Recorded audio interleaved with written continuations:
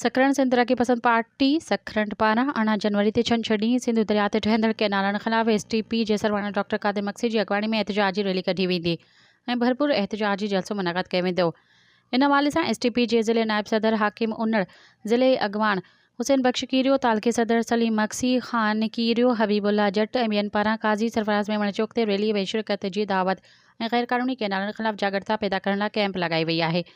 Camp ते मौजूद मथियनि अॻवान केनालनि ख़िलाफ़ नारा हणंदे चयो त ग़ैरक़ानूनी केनाल कढण सां सिंध जी लखें एकड़ ज़मीन बंजर बणिजी वेंदी, धरती धड़ी मिसकिन ऐं लाचार बणी वेंदा। हुननि चयो त सिंधु दरिया असांजो जियापो आहे, सिंध जा माण्हू कंहिं बि सूरत में ख़ामोश न रहंदा।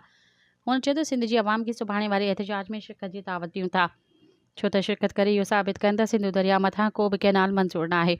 कैंप ते राशिद मल्हा, सिकंदर मक्सी, जानी मक्सी, राहुल सिंधी ऐं ॿिया पिणु मौजूद हुआ। सब्सक्राइब कयो अवामी न्यूज़ HD खे ऐं ताज़ा तरीन ख़बरुनि लाइ ॾिसंदा रहो अवामी न्यूज़ HD।